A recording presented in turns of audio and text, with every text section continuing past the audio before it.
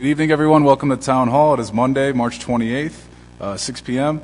We are starting the meeting with a public information session, a presentation discussion regarding the proposed EMS facility. But before we begin, I just want to say that there are COVID test kits in the hallway, so I encourage you to take some home with you if you feel like you need it. But with that said, we're going to begin with a presentation by the town manager.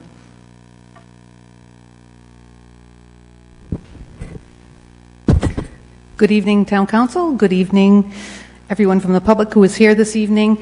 Before we get started, I just want to make sure everyone is aware this is a public information session on the proposed EMS facility for construction and sited at the Ministerial Road site currently owned by the Land Trust. We will try to make this presentation relatively brief so that we have plenty of time for public comment and engagement this evening. I also have with me, I have EMS Chief Craig Stanley and the Planning Director Jamie Rabbit, as well as the Executive Director of the South Kingstown Land Trust, Julia Landstreet, is with us this evening. So what I'd like to do first is just go through very quickly some history and background on how we got here in terms of the need for expanded EMS services. So with that, after I get through my introductions here, just briefly, in 2017, Chief Stanley had documented how the increase of call volume had impacted the EMS department and recommended changing to a 24-hour unit for Paramedic 3. It was currently a 12-hour unit. In addition, in 2019, the EMS department continued to see a growth in the call volume in terms of services. And at that time, Chief Stanley had also indicated that there was a need for potentially a fourth transport unit in the next 3 to 5 years. We've had a continual growth, and Chief Stanley will get into that later this presentation to show you some of the data related to the need for expanded services in EMS. In 2020, the Paramedic 3 unit did go to a 24-hour operation. It was at a 12-hour operation, and that one is located at the Public Services Building on Route 1. In the fall of 2020, the EMS department and the town was approached by Union Fire District about a joint project for a new proposed fire station at the Matunic Schoolhouse Road facility. And at that time, in the summer of 2021, an MOU with UFD was approved by the council, Memorandum of Understanding between the town and the UFD was authorized by the town council for the Matunic Fire Station to be able to construct an EMS facility there in order to service the south end of town. Through the summer and fall and winter of 2021, there were many iterations of the plans for that particular site. The UFD went through a permitting process, went before the planning board. They did get approval of the planning board. That being said, expansion options were limited at the Matunic Schoolhouse Road site. In November and December, that was the time where there was a possibility of a site on Ministerial Road. The town staff was asked to look at other options.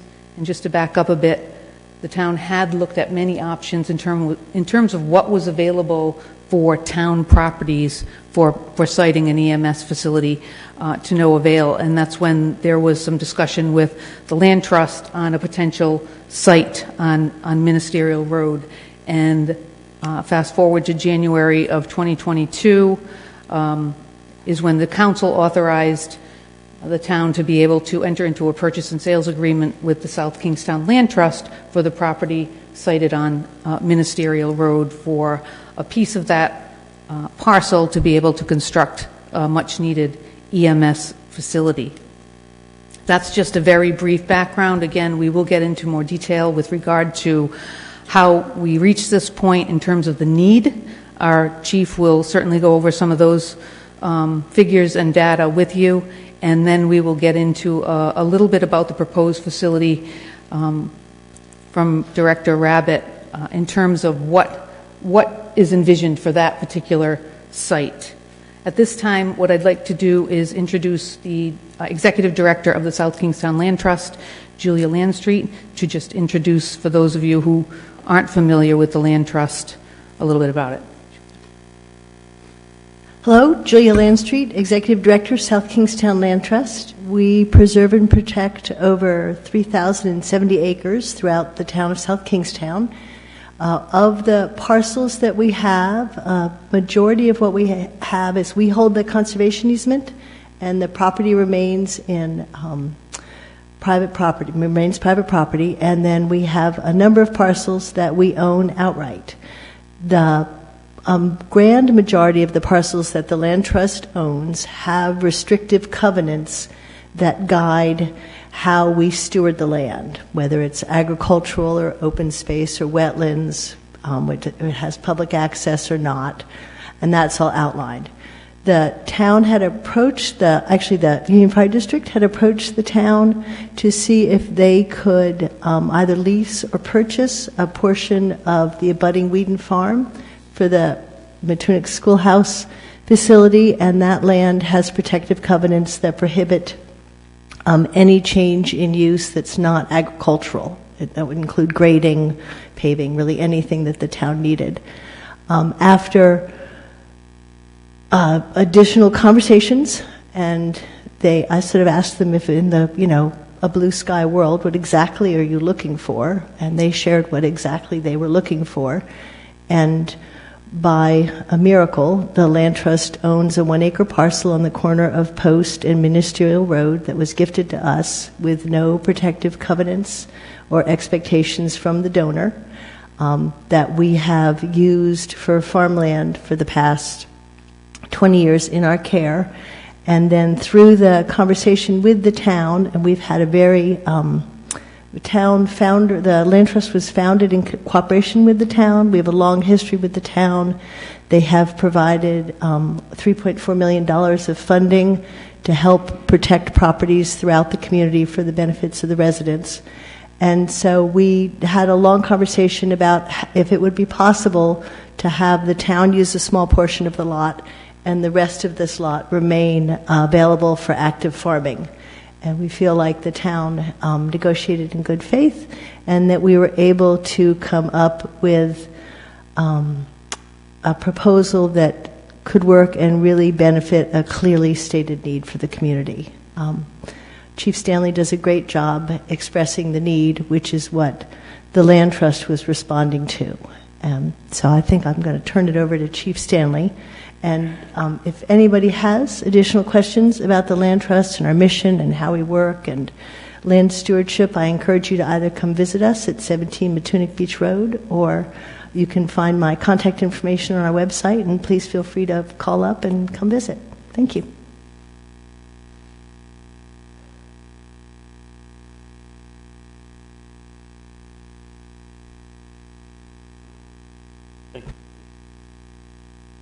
Town Council, thank you for this opportunity. And citizens, my name is Craig Stanley, and I'm the Chief of EMS with South Kingstown.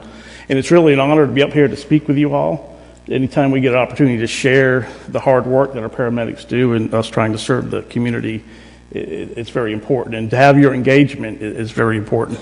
So let's talk about the overview of South Kingstown EMS. We have 21 full-time personnel, paramedics, and 10 per diem.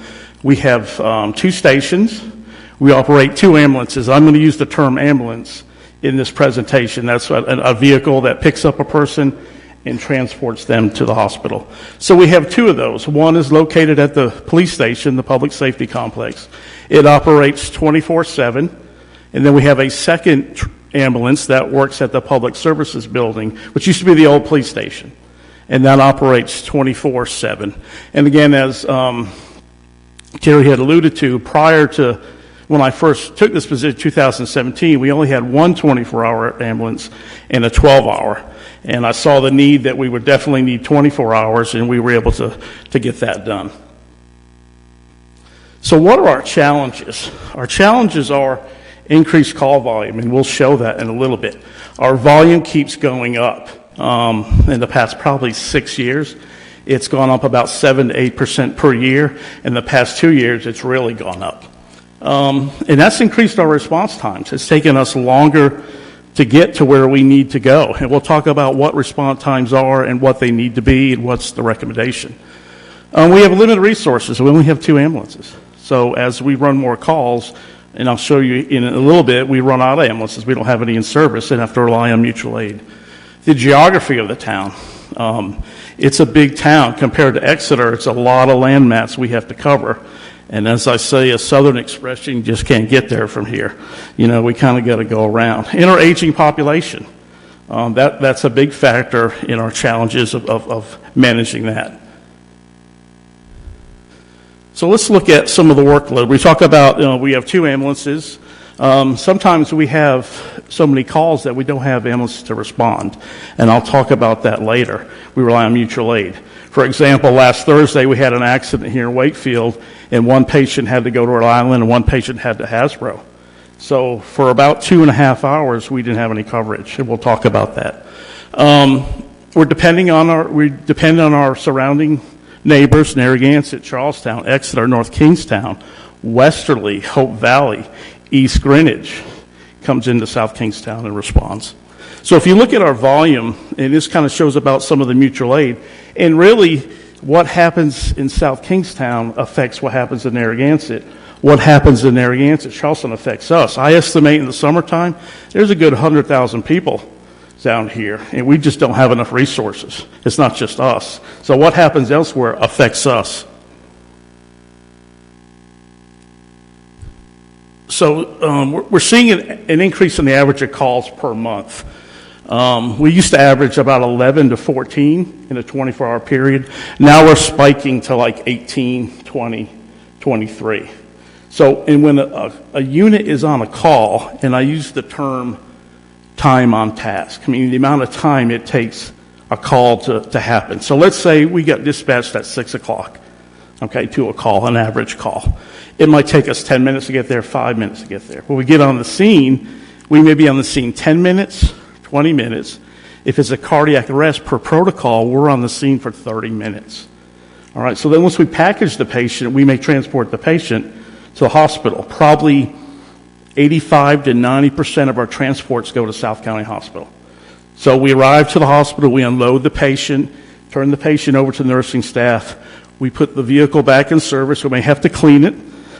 We deal with bodily fluids and some not very pretty things, so sometimes we have to clean the vehicle. So on average, if we don't dealing with anything critical, that call takes about 53 minutes.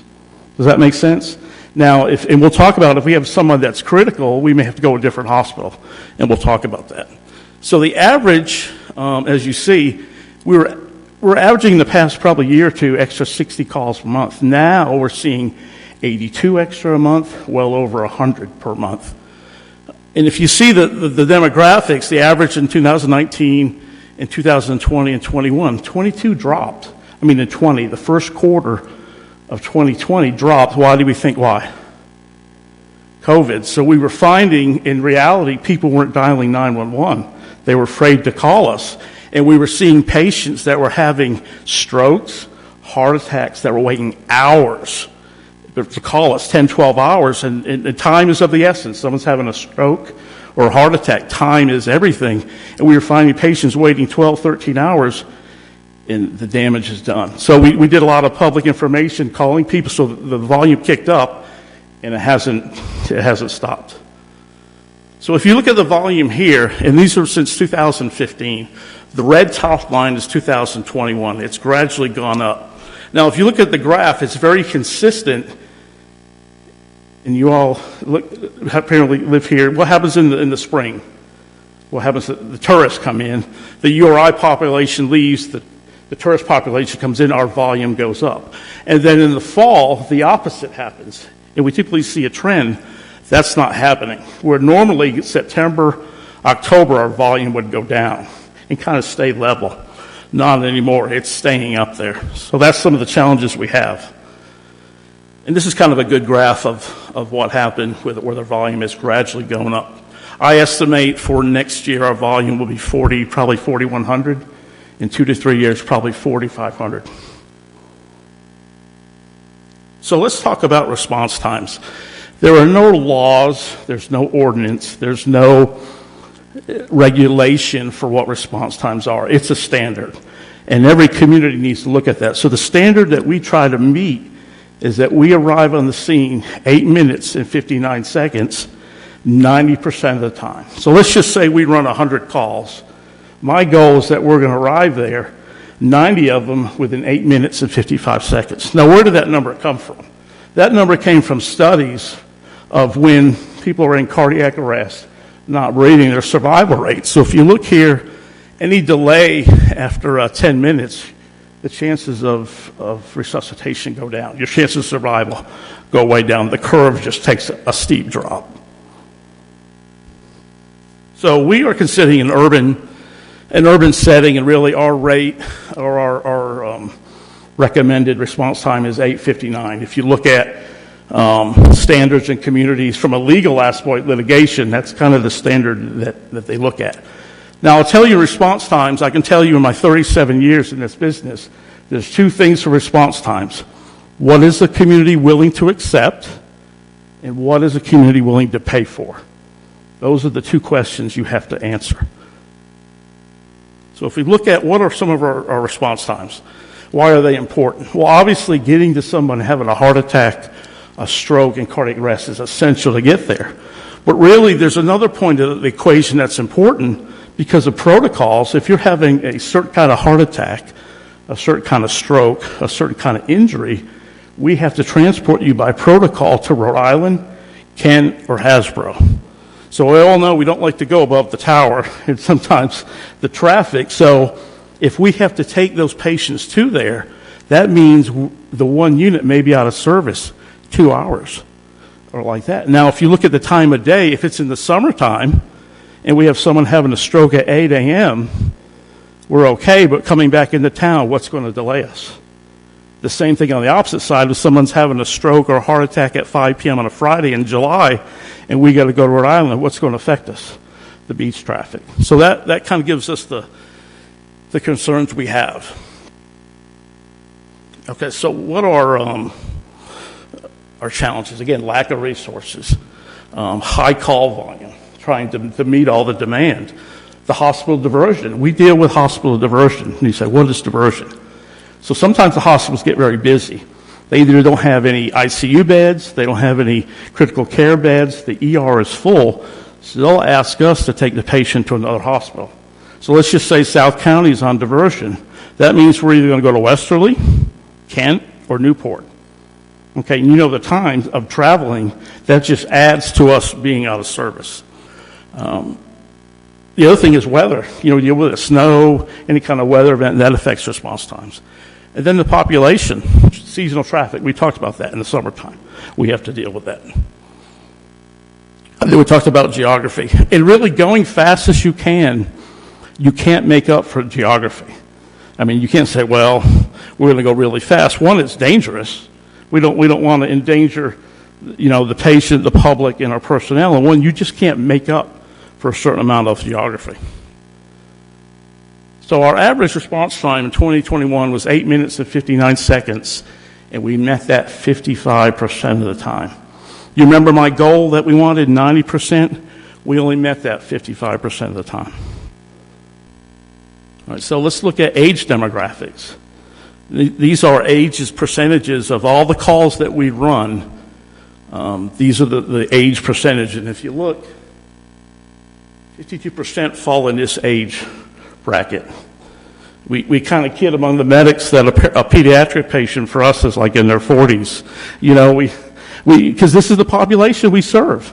And we treat all ages from 1 day old until any age, but this is the bulk of the transports, the patients that we see. And we had a resident do an analysis, independent analysis. I provided data to him, and it showed that we needed a third truck.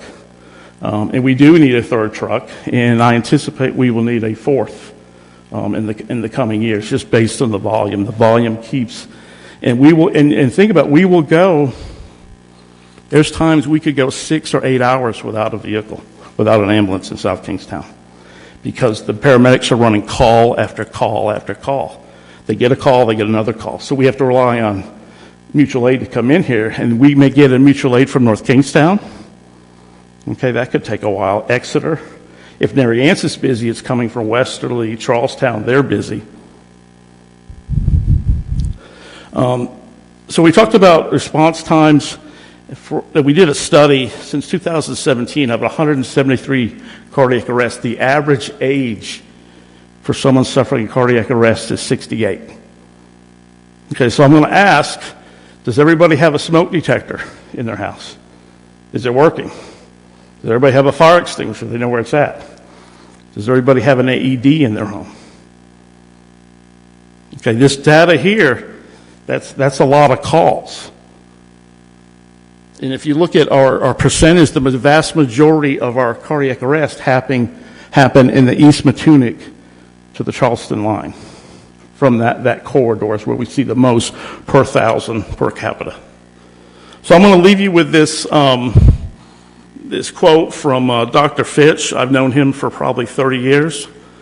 And I'll just let you all read that.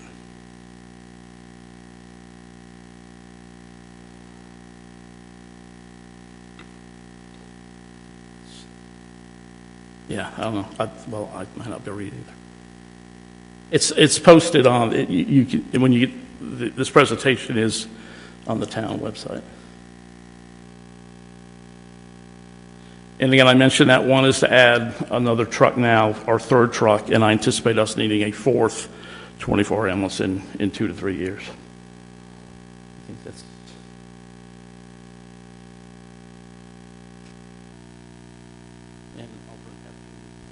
Thank you, Chief.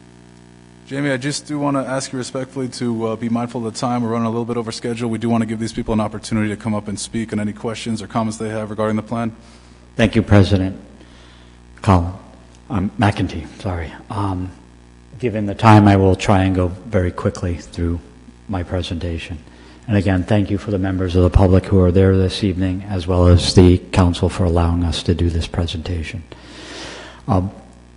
To expand a little bit upon what Chief Stanley said, this is a map showing the responses. The items in red are 16 to 23 group, and you'll see the primary areas, as Chief Stanley mentioned, are in the Green Hill, Matunic area. This is a EMS response zones, the existing that we have out of the public safety building, existing police headquarters, public service, which is the former police station, and these represent 3-mile radiuses or 6-mile diameter circles, and that's the typical response time that they can cover. Craig, as well as Ms. Murphy, mentioned this evening about how we got here and looked at the Ministerial Road site. We did evaluate existing South County Land Trust land as well as town-owned land. The red parcels represent South County Land Trust land, and the orangish yellow represent the town's holdings, and we did look at and evaluate those pieces. As we look again at the 3-mile response time for Ministerial Road, that's what that looks like, and it covers that Green Hill and Matunic area. If we overlay the old police station and the new public safety building, you'll see that we have coverage throughout the town. The missing coverage is in the West Kingston area, just west of URI, headed into Exeter and west. With regard to the project overview, Terry Murphy went through this fairly consistently and in detail this evening. Again, there was an attempt to work with the Union Fire District on Matunic Schoolhouse Road. There are a number of constraints associated with that site and the ability to expand there. The Matunic Schoolhouse Road was approved by planning, then subsequently approved by zoning, both with combined EMS and fire station, as well as just a fire station. Again, as Ms. Murphy mentioned earlier, in February, the Town Council advised Union Fire District to move forward with their firehouse expansion and without South Kingstown EMS. Looking again at the 3-mile radius as it is portrayed on the Ministerial Road and Post Road site, a little more closely at the site, which is just over 41,000 square feet, which is 0.96 acres. And again, it's located in the northern portion, southeastern portion of the intersection of Ministerial and Post Road. This is a Class 1 survey and topographic survey that the town undertook on the site. This is a potential development of the site. This is, again, very basic, but it shows the program. What you are seeing here are 9 parking spaces, a 2-bay facility that would house 2 vehicles, and the ability for 8 bunk rooms to staff individuals who would be providing services within the building and to the community. These are the radiuses associated with the Ministerial Road site. What you see here is 6-mile diameter and a 3-mile diameter in yellow. This is an example of the potential style and architecture here. In our discussions with Town Council as well as the Land Trust, there has been an understanding that anything built here should not be a steel Butler building or concrete masonry building. It should honor some of the architecture in the area and specific to the community with regards to style and form. With that, we would like to turn it over to council with regards to receiving public comment. I think there's an understanding that we would like everybody to give everybody an opportunity to speak. I think there's some discussion of limiting your initial comments and then potentially allowing everyone to come back to the microphone and provide additional comments. So with that, I'll turn it back over to the council president. Thank you, Jamie. As Jamie just iterated, at this point we'll open it up for comments. As he already mentioned, we'd like to limit it to 3 minutes so that way we can give an opportunity to everyone here to have an opportunity to speak.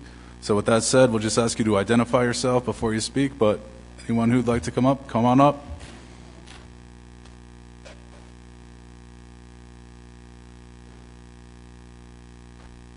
Steve Corley, I live in West Kingston and Ministerial Road. I travel quite a bit. It's just designated a scenic highway. A couple of years back, wanted to put an Alzheimer's facility in the town. It didn't meet any zoning requirements. It didn't have any issues. But one of the arguments was it didn't fit within the characteristics of a community. And, we got a hospital here. And so I really don't get, to me it makes perfect sense. An ambulance facility and a fire station, both public service structures. And I just can't buy that the land, it cannot be eminent domain to make that happen if the town really wants that to happen. They eminent domain the whole city of New London, Connecticut for Pfizer Corporation. I would think we could eminent domain a little chunk of land for a combined EMS fire station. 2 buildings that are in relation to each other. Thanks for listening. Thank you.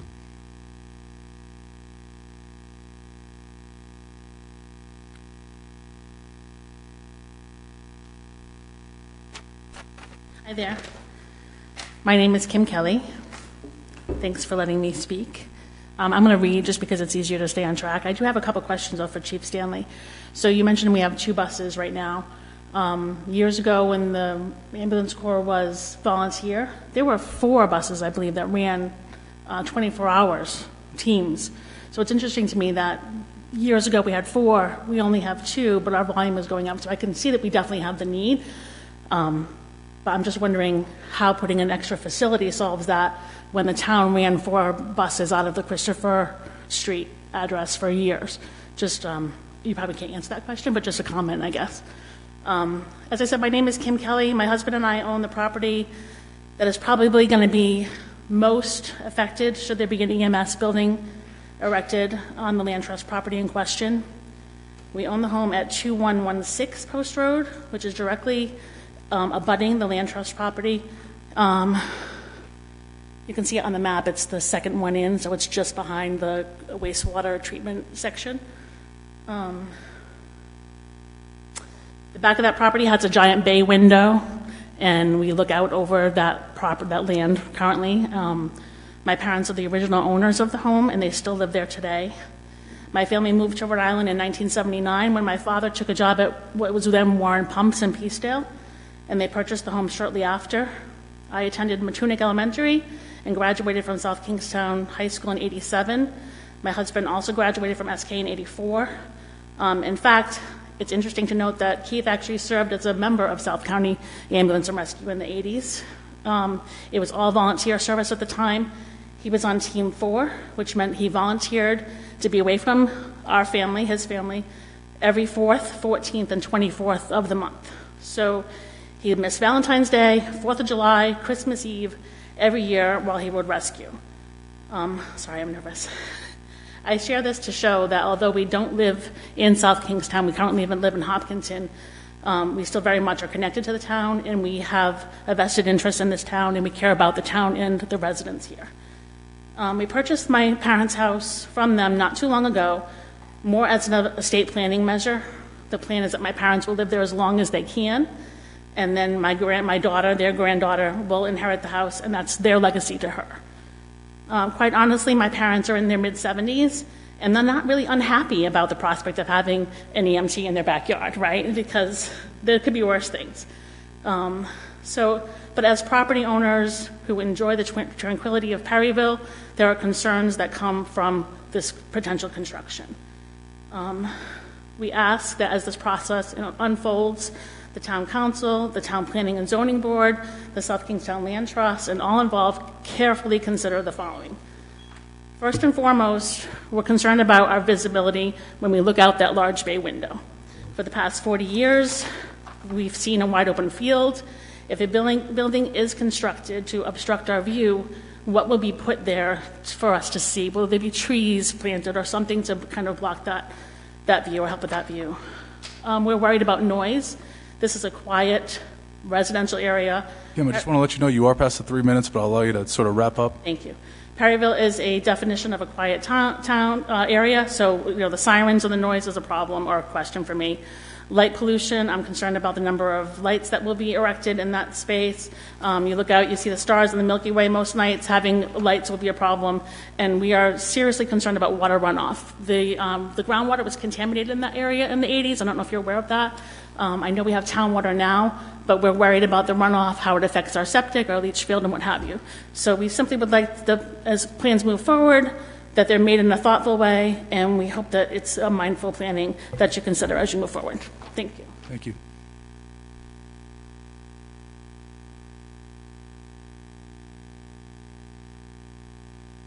Council. My name is, whoops, oh, okay. Short. My name is Susan Brown of Perryville. In spite of Mrs. Landstreet telling the February 10th meeting that she could not share a copy of a deed concerning this matter, as she could not find it, on my computer I searched into Helena Hope Gammel's conservation activities. They began in They became in the decade before the South Kingstown Land Trust was established in 1983, and of which Helena Hope Gammel was one of the 6 founding trustees. Astoundingly, I found there are 68 deeds and/or easements showing her determination, effort, and tremendous generosity over decades to preserve our open space and natural landscape. She was a determined environmentalist and naturalist long before those 2 terms became popular.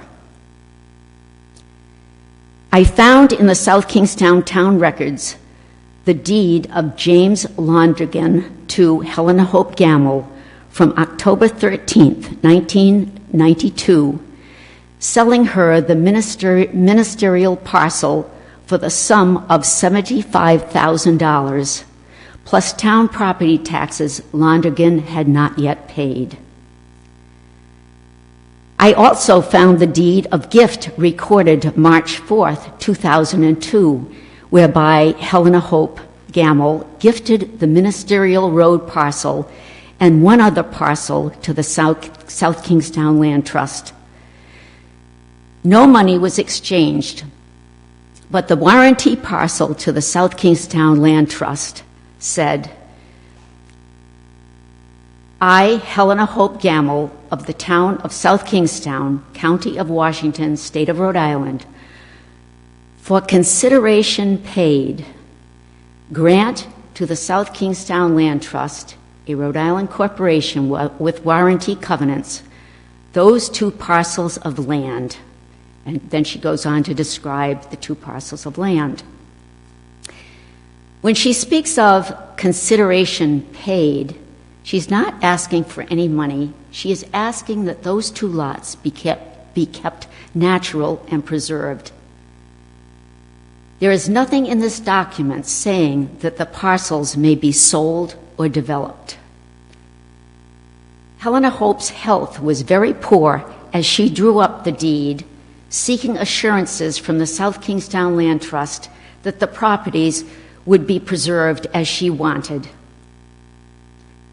The date the 2 parcels, including the ministerial parcel, was deeded to the South Kingstown Land Trust was also the date Helena Hope died. And now here, Julia Landstreet, hell-bent on selling this gift of a parcel costing $75,000 30 years ago, now worth much more, for a measly $10,000. Wouldn't Helena Hope Gamble be horrified to see this parcel of quiet nature be filled with the gargantuan public safety buildings of today and parked cars, a commercial appearing hub as bad as the car repair places around the corner on the Post Road? Would not South Kingstown be thoughtful and wise to respect the wishes of Helena Hope Gamble, who gave so much time and financial resources to help make Perryville and South Kingstown the unique place that it is? South Kingstown, please choose and pay more fairly for an alternative location of which there may be sufficient and willing sellers. Thank you.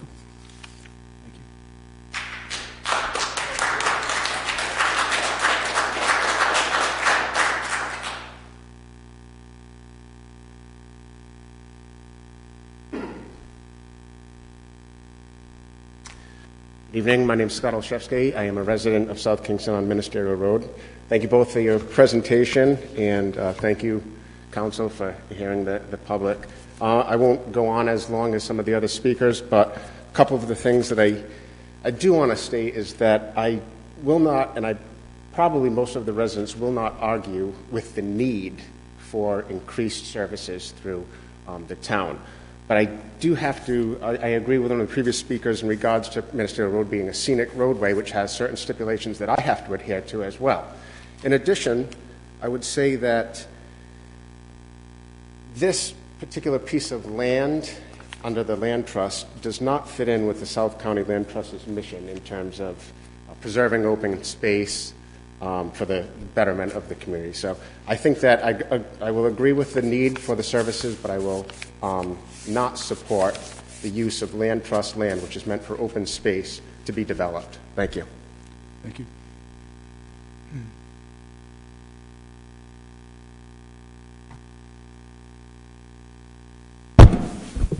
My name is Bill McCusker. I live about a half mile from where this facility is going to be built. I am in support of the building. I understand the needs of the community, but I also understand that the Land Trust protects 3,000 acres. If the Land Trust didn't do what they did, this facility would have been needed probably 20 years ago. And as much as we're trying to conserve areas, you're still going to need to protect the people that are living in these areas. So I'm in full support of this. Thank you.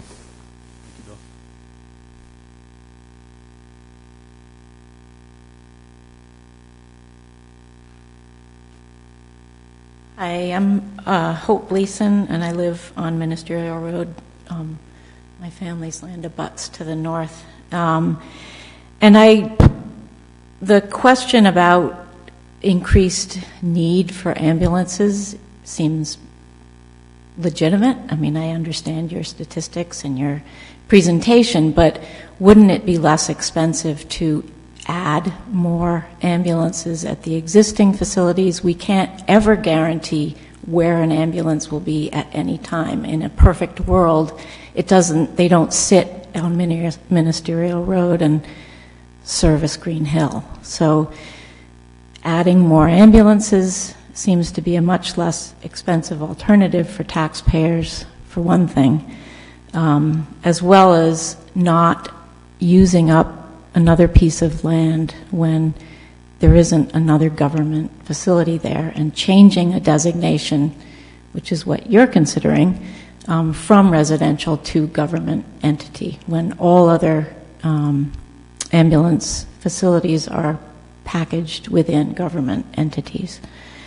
I also wanted to say, usually I'm here speaking for the land, but I feel like many other people that are here that there's also a history that's being forgotten.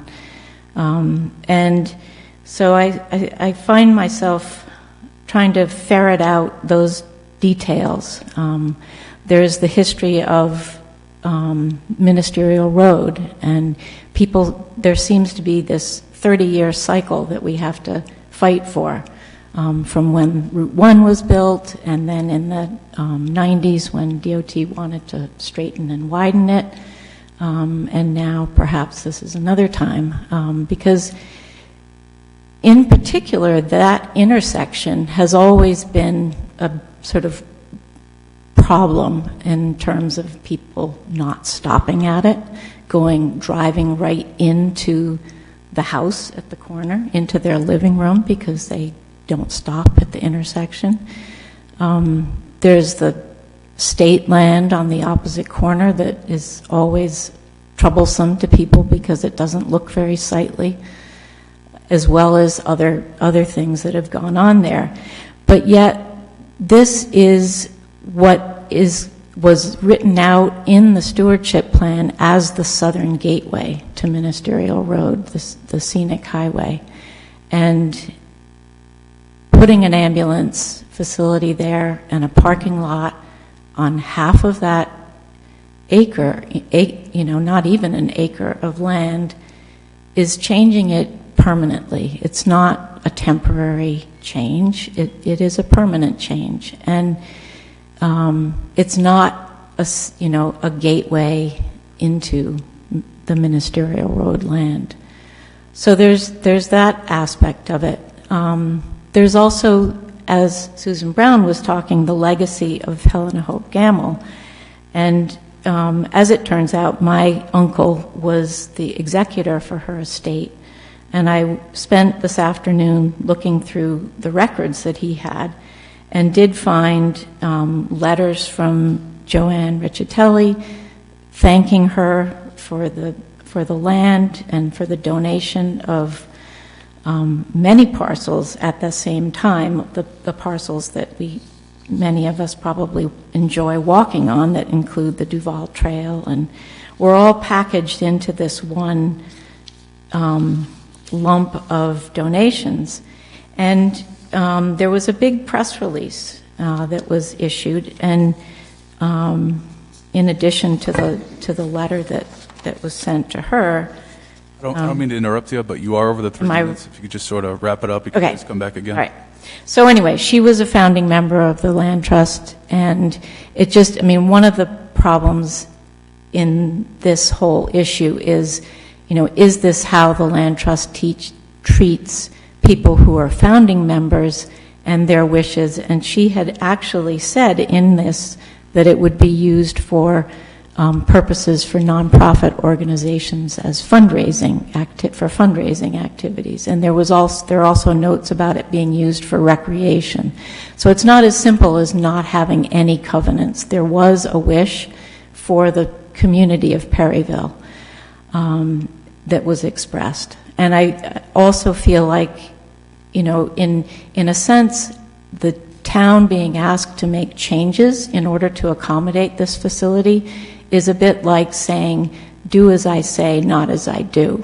You know, we all have to abide by the regulations that were put in place for the stewardship management of Ministerial Road.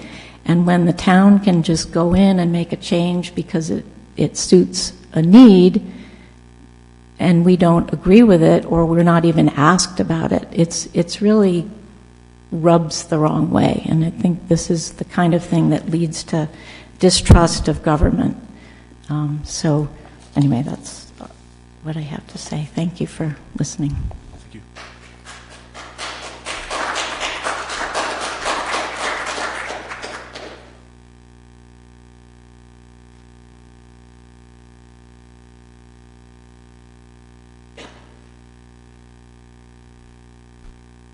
Greg Senap, 27 Ministerial Road. Let's just start out. This was always an unbuildable lot from the beginning. Anyone knows that this area is a R80 zone, which it goes everything against. The setbacks, everything. The length of this room is longer than the width of the lot. And it's just not fair that, you know, once this is turned to government zoning, that the exemptions of everything are just thrown out the door. Also, the demand is definitely there for the EMS, but also South Shore Village, which was put in, that added 355 plus homes to the community, it's just total BS that they're adding the influx, and you know, it's just nuts that, you know, they have to settle for this, but it was really an unbuildable lot. And, you know, I live on the backside, but it's just not fair that the government can present this stuff that no one else could do anyways, and it's not right. Thank you.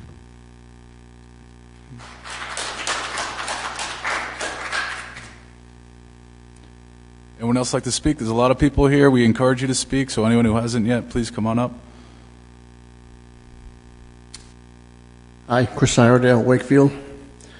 I'll point out to the council that no matter where you want to put this, anywhere in this town, people are not going to want it. I want to point out, for EMS sake, for Chief Stanley's sake, this spot is excellent for response time. From that location, an ambulance can go north, south, east, and west quickly. And that was the only point I wanted to bring up. And if it was me living in this area, I'd be happy to have Frank stationed right next door to me. Thank you. Thank you.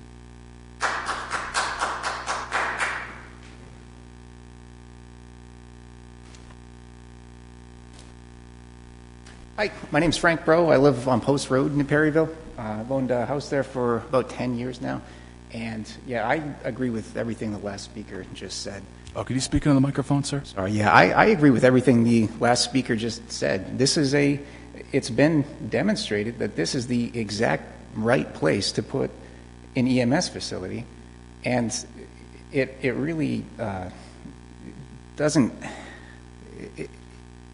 make a lot of sense to push back. I understand why everyone does not want to see the land developed. And I'm, as a land trust member, as a land trust volunteer, I do understand what the land trust stands for and does.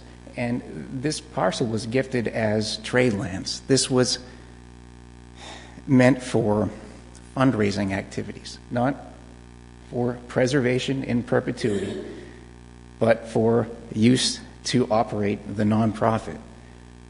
And I'm sure we can pull up the exact tenets of how this was donated, but I feel grateful that we have a solution for a sorely needed problem.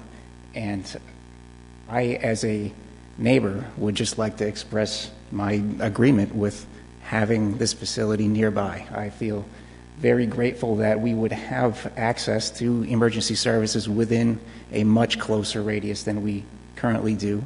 And as a neighbor to everyone in Green Hill and in South Shore Village and everyone else, I'd like to think that that we would do the same thing for one another. That if it was one of them looking at a lot near their houses, they would also agree that, yes, this is needed. We don't have a public debate when we have a new resident move into South Kingstown, but all the public services that go along with having someone here, we do. And you know, I think that this is just a sorely needed thing, and just like to express a little support.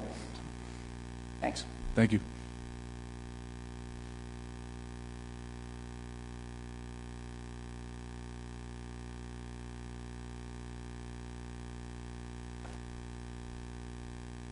Good evening, Roberta Mulholland.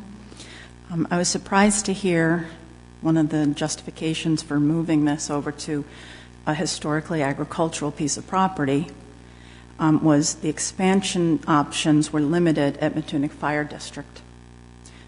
I didn't hear that during the very little discussion of this council, before this council, about the EMS at Matunuck Fire Department. There were plenty of people in Matunuck who supported that at the Matunuck Fire Department. It fit there.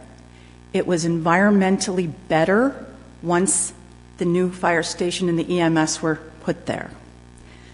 We didn't have this kind of a meeting. We had, I think, 3 abutters, people who had moved to the fire station. Within one abutter was 18 months ago, one was 5 years, and one might have been around that same time.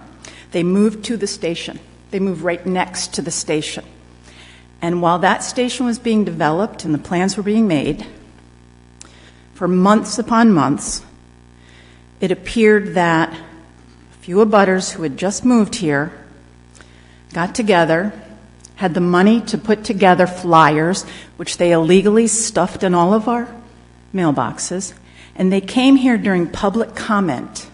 And that was the gist of it. That was the breadth of the discussion before this council about putting that EMS there. A lot of us wanted it there. But it seems that there's an elitism in this town that people on the south side of Route 1 think that they're somehow entitled to a little bit more. And it's up to you to make the right decisions. This is an historically agricultural piece of property. It is not 1 acre in a 2-acre zoning. You're not going to have to comply with any sort of planning or zoning. You're just going to go in there and do this on less than an acre. It makes no sense. What really derailed this, the night I was here during public comment, one of our town council members was awed by how beautiful the house next to the Matunuck Fire Station was. It was just beautiful. I would like to say to you, you need to visit this piece of property. Visit those historic homes. There is a home across from this field that was built circa 1880. There's a home on the corner built circa 1900. There are people who moved there, built there, who did not move to an emergency facility. They moved next to an historically agricultural piece of property, a small piece of property, and yet that's its history. We need to respect the history of this town. We need to respect the people, whether they live on the south side of Route 1 or the north side of Route 1. We can't shift the burden of devaluing property by putting a town building there to people who didn't move to that. The people who moved to the Matunuck Fire Station, they paid a discount for moving next to a fire station. Why don't we put it there? You talked about the ideal place. It was good enough for our chief, who you didn't listen to when he went through that entire process of planning. You questioned him and questioned him. He was the expert. Roberta, you are over the 3 minutes. If you could just sort of wrap it up. So what I'm saying is, respect the people who live in that area. Respect the highway designation of Ministerial Road. Respect that people can't cut trees between the road and their homes without complying with an ordinance that we have in this town. But expansion, does that mean you're going to put it up now and it's going to expand? We're going to have more? So if we're not going to do that, then why was the expansion options limited? And why did we only hear about this after those few abutters who moved to the Matunuck Fire Station complained about it? Thank you. Thank you.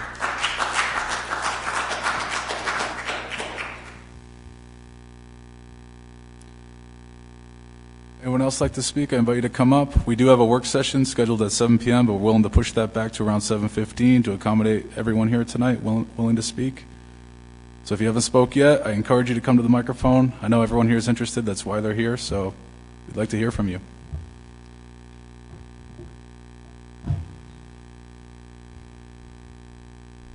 Thank you. I don't see anyone else coming up, and I don't want another bite at the apple. I just have a question for you. This is titled a informational workshop. So is there a public hearing scheduled on this proposal? Or is this the public hearing? Jamie, can you help me with that? Because there will be more vetting of this. So, excuse me. Jamie Rabbit, Planning Director. Just to go through kind of process associated with the development of this property. It's currently zoned R80. With regards to the facility, the Matunuck Schoolhouse Road site was a one-bay, four-bunk facility. This is designed for a full build-out at 2 bays, 8 bunks, which would be 8 people to staff the 2 vehicles. At currently zoned R80, it is considered an existing non-conforming lot, which would allow the development of a single-family home or any other use allowed in that residential zone because it's unrestricted by any conservation easements, even though it's owned by the land trust. In order to develop it as an EMS facility, a couple of things would have to occur. EMS facilities are allowed to be constructed in residential zones, specifically R80. There would be issues with regards to dimensional setbacks, where the council may need either variances from that, or they potentially need to rezone the property, which I think people had mentioned tonight, into governmental institutional zone, which would allow them to develop it and have some flexibility with the setbacks. That is a public process. It is not a behind-door process. They would still require, as any developer would require, approvals from either planning under DPR, which is design plan review, or zoning for any zoning permits associated with the construction of the building. They also need permits and review by the State of Rhode Island Department of Transportation with regards to the scenic highway designation from Ministerial Road. They also need permits from Department of Environmental Management, DEM, from the State of Rhode Island. So this process is not finished tonight from my perspective. It still needs to continue to be vetted by town council and then go through the permitting process, which is kind of yet to be determined whether it goes through the residential route that exists today or rezoning of the property to the GI. The rezoning of the property requires public hearings to be held and input to be submitted during those hearings. So again, this is not, to me, the end of the process. It is the beginning. Thank you. Mr. Chair, a little follow-up, please. So just to be clear, each phase of those permitting processes will be vetted by the council and have an opportunity for public comment throughout the process. We won't just see like a final sort of proposal at the end of that. So again, during the permitting process, if it's in front of planning, there's a public comment portion of their agenda, during that permitting process. If it's done through the zoning board, there is a public comment during that application process, and any changes to the town's zoning ordinance requires a public hearing and public process. Thank you. Thank you. Yeah, go ahead. Response to the gentleman that talked about the land trust. This is the letter from Joanne Riccitelli to Helena Hope Gamble, thanking her for the donation of the land. And she specifically has bullet points for each of the lots that were donated as a part of this package. And it says on lot 80, 118, you would like SKLT to allow use by local nonprofits for fundraising events. It does not say you would like to use this property for fundraising by selling it for the South Kingstown Land Trust. And also, just in terms of precedent that's been set, the Coates family wanted to put, back in the 1960s, a run-in shed for Marisa and her sister's goats, and they were not allowed to because of the non-conforming nature. I guess she doesn't know why, but so the sort of precedent of not being able to build on the land has been made, and it's since then not been built on. Thank you. Thank you. Mr. President, may I just comment on the use of the property? So the property as it stands is just under 1 acre, actually 0.96 acres. It is my understanding it's the intent that if the town would enter into a purchase of this property, they need approximately half of this parcel. The remaining parcel to the south would then be given back or sold for some consideration back to the land trust with restrictive easements associated with its future development.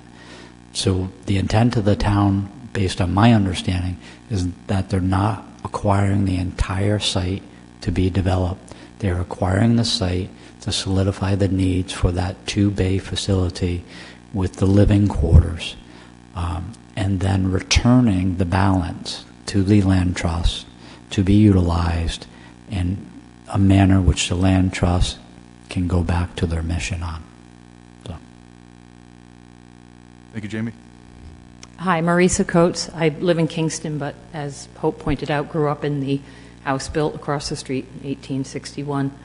And when I was, we grew crops on the field, and I do not know the specifics, but I do know my parents were not permitted to put so much as a walk-in shed for the animals.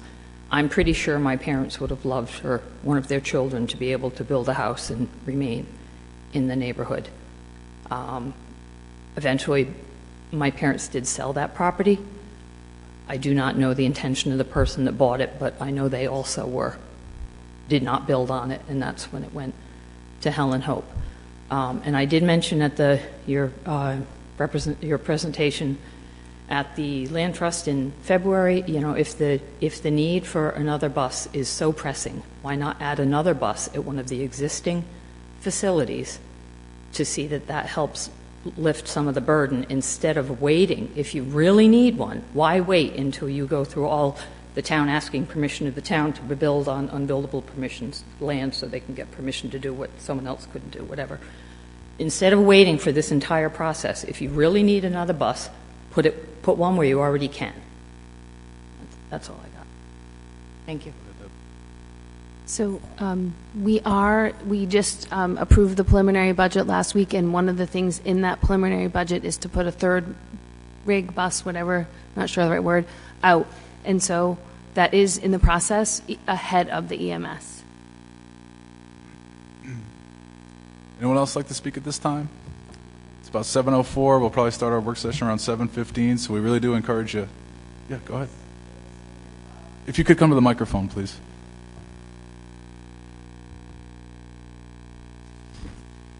It would seem like if an EMS station is built there, it seems extremely unlikely that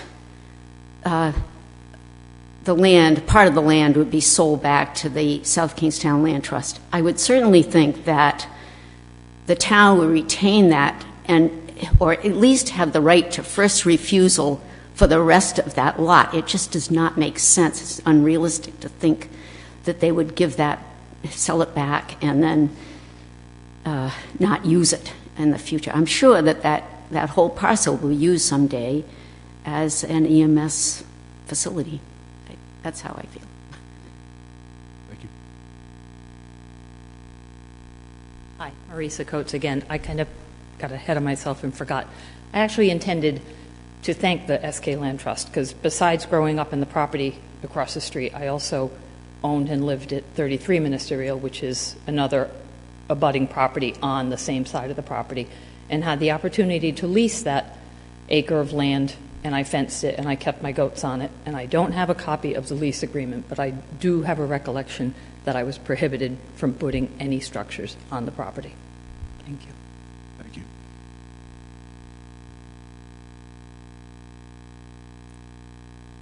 Anyone else like to speak at this time?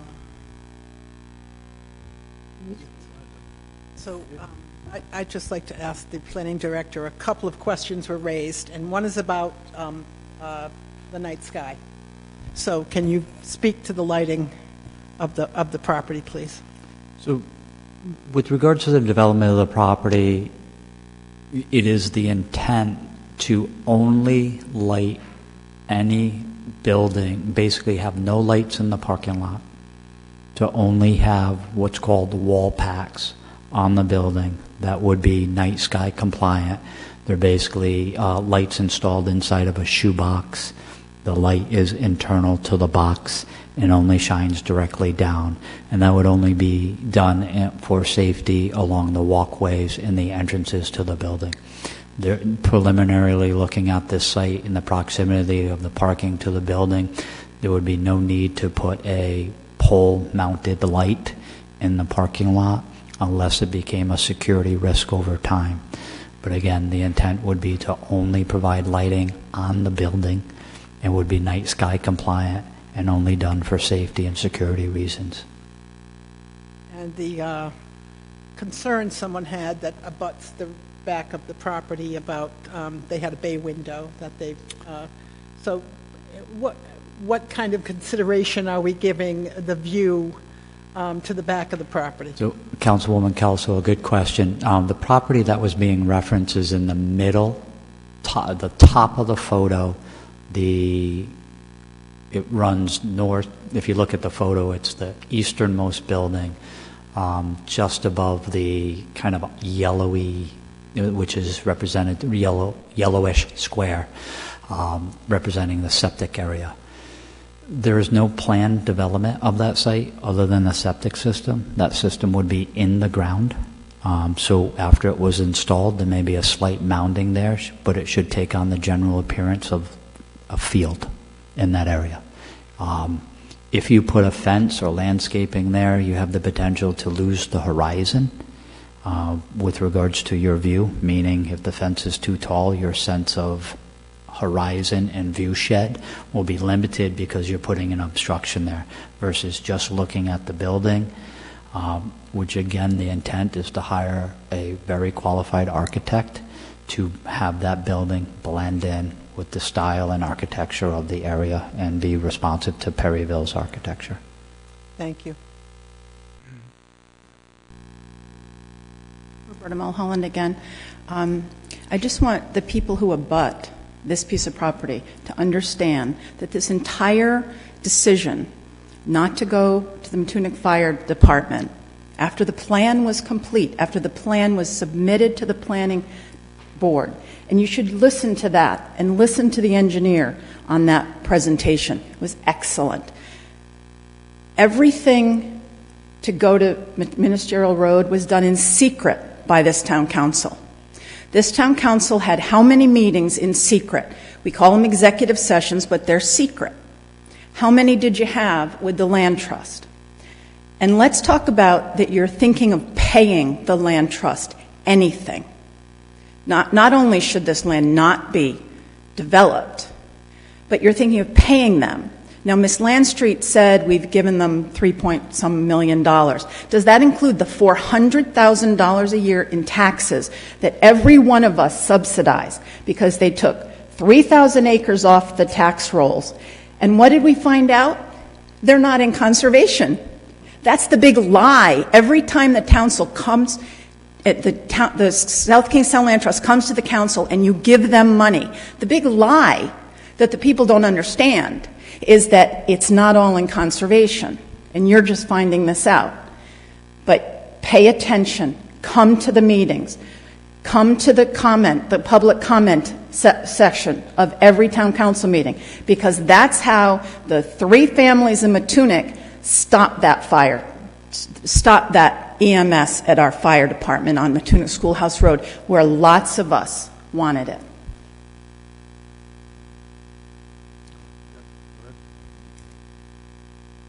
Someone had spoken about concerns about noise, Craig, so could you just address your protocols regarding sirens and lights? Yeah, I mean, that's a legitimate concern. We would not turn on our siren unless we needed it. We got out to Route 1 or anything of that nature. We would not be coming out of there with our sirens on unless we moved out to Route 1, and as if we needed it. I can tell you that is a major access point for us now, going to South Shore Village, Gravelly Hill, all those homes up Ministerial. We come through there now quite a bit. To answer your question. I can't remember. Somebody did ask about lights and sign, and also if you could address, someone asked about just add another rig and put it somewhere else. And because we had spent at that public meeting, we pressed you hard to, why couldn't you just put a 3rd rig at the old at the old police station? Why can't you do this? And you did have a lot of answers. Maybe they didn't hear some of that. So correct, yeah, and that is a excellent point and a great recommendation. By adding the truck, I call it the division of labor. It will, divide the volume. Will be in service more, but I'm still go back to the point is I can't make up for that geography, meaning. The truck that is at the South Station, it's going to take 20 minutes to get to Green Hill. It's going to take 17 minutes. So even if I put 10 trucks there and they respond from there, they still have to get there. So that's where I'm dealing with that is we go back to response times. That will help with actually the volume. But if we have a truck there and the 2 trucks in town are running more calls, that leaves that truck there to reduce the response times. Thank you.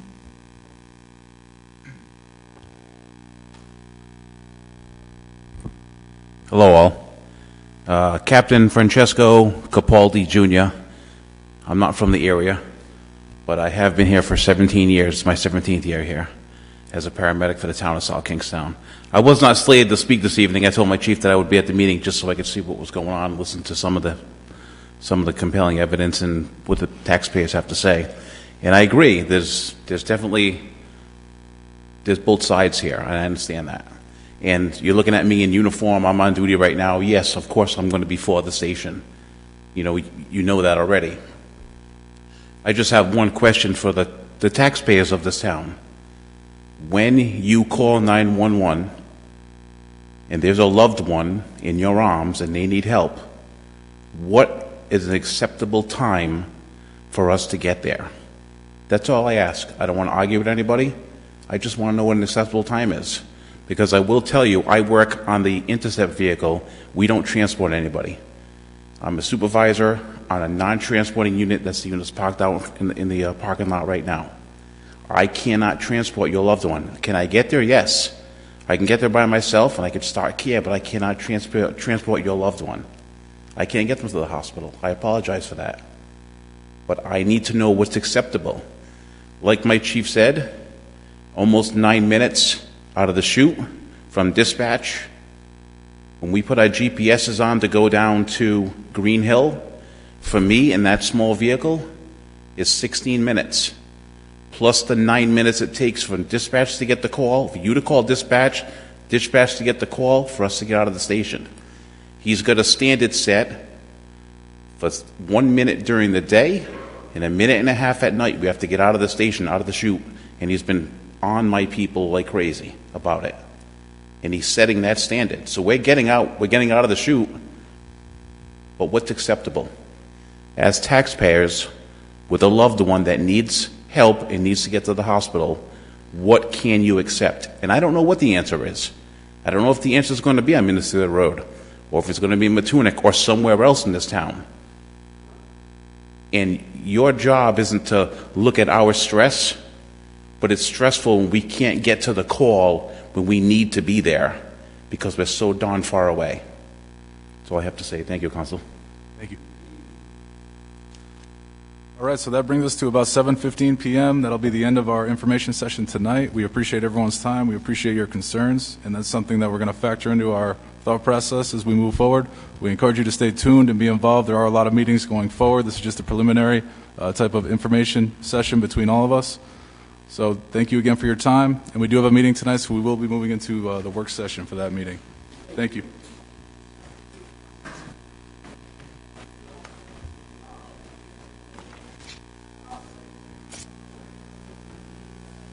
All right.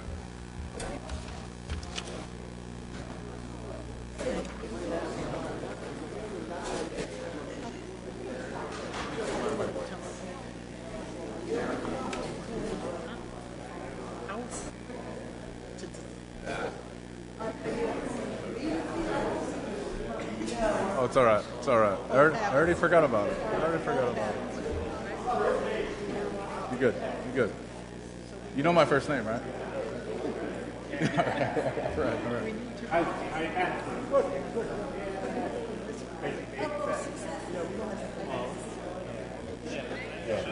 All right, here's what I'm going to do. If she brings it up again, I'll pretty much say, Roberta, you've been pushing this. We've heard. Yeah. No, I hear you. Town staff came to us.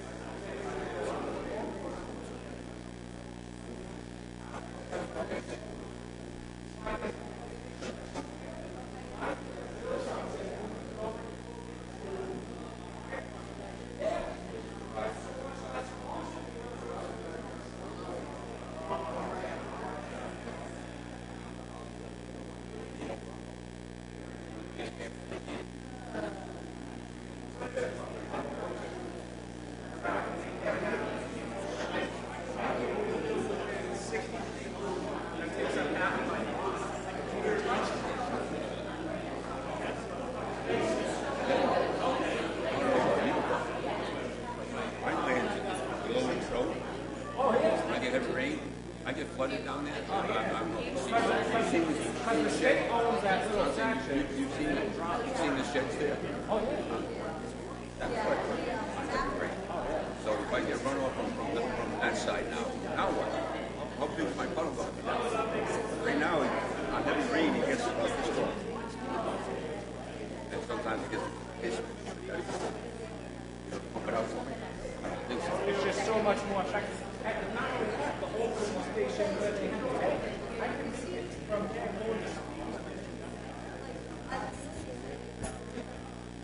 Excuse me, everyone.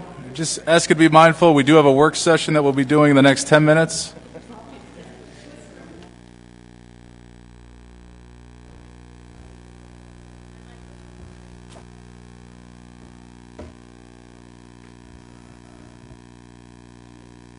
Good evening. I will go through the agenda quickly. It is a brief agenda, so we'll start with licenses. We do have one license to Lawrence Scowcroft of Buttercup, the flower truck. I don't anticipate any issues with that. The applicant should be in attendance. For public hearings, we have the public hearing related to the Courthouse Center for the Arts on the legitimate theater liquor license, and Susan has reported we do have the certificate of good standing from the courthouse, so that public hearing can be held this evening. Down to communications, item C is an email from the Charlestown Town Clerk in relation to legislation they are supporting for controlled blasting, and for South Kingstown, this really does not have any bearing. Apparently, there is a quarry in Charlestown. This is kind of specific to their area. For South Kingstown, if there's a developer or the town needing to do blasting in town for some project, it goes to the fire marshal's office for a permit. The fire marshal's office will call the town clerk's office, and then the clerk's office will notify the police department of the permit and the date for the blasting. So, it's entirely up to the council, but you may decide you want to file this. Item D is a resolution from the Pawtucket City Council, and this is relative to vital records at the state level. And I had a conversation with our town clerk about this. There is some language in this resolution that seeks to be able to allow local clerks and registrants to be able to access state archives for certificates, vital record certificates such as birth certificates, death certificates that are beyond a certain number of years old. At some point, it goes to the state archives. So what this resolution is proposing is that the local entities are able to access that state archive information.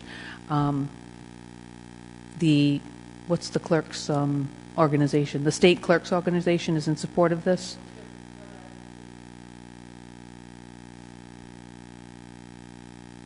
Electronic transmission or electronic records. Once death records, for instance, get 50 years old, they get moved to the state archives.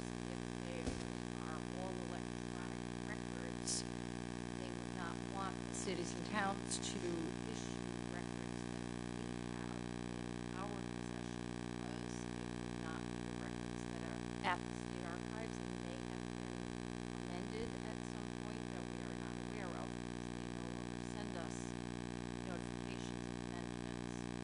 So they're seeking to have some sort of a way that the cities and towns would be able to access those records, electronic records, once they are relocated to the state archives. So the council may wish to endorse this resolution in support of the local need.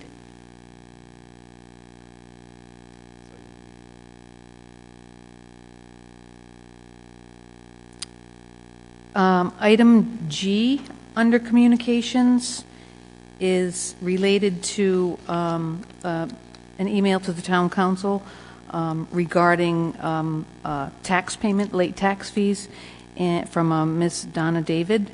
And Ms. David was informed by our collector's office that by state law and to the town tax collections resolution, we do not have the authority to change the late fees on the tax bills. They are noted on the actual tax bill. These are for quarterly tax payments. So if one quarterly tax payment is delayed, that is applied to the entire balance of the tax payment. I think this came before the council several months ago as well. We really don't have the purview by state law to change that.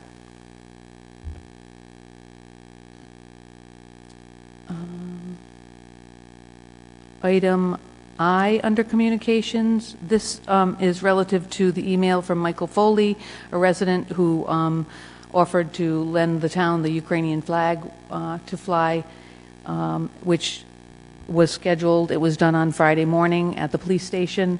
The flag was raised in a ceremony that the police department held. Mr. Foley was there with his wife. He said a few words, and so the council can decide how they want to direct on that particular communication.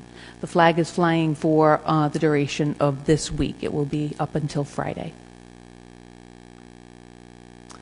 So just back to the tax waiving of the late fees. So by state law, there's no way that any circumstances that the town council could say we're going to waive that $250 late fee. That by law, there's no way. It is by law. The only way that fee can and has been waived in the past is a situation in which a lawsuit is filed. Then in the context of litigation, the council has the right to compromise. But otherwise, it's mandatory, the interest and the fees. And I will tell you, not only here in South Kingstown, but other towns, there are heartbreaking cases where people were in the hospital or all kinds of different reasons. But unless it's the context of litigation, we're not allowed to do that. So during COVID, we did something different because I think they were extended the payment? Just did that go away? I can't answer that. I would have to research that. I believe there was an extension to the due date of tax payments. I don't believe I don't want to misspeak, so I can look that up. Thank you, because I got an email from a different resident with a similar sort of, someone was in the hospital and they were distracted and they didn't do it and they paid this fee, so could we look into it? And many people have paid a late fee, so just trying to figure out during COVID if we, because I do remember in 2020, the payment deadline was extended, but I don't know when it went away. So that all happened prior to me being on the town council, so I just didn't know if it went away prior to November 2020 or after. Pick this up in the Yep. session. Oh, sure. Go ahead. Sorry.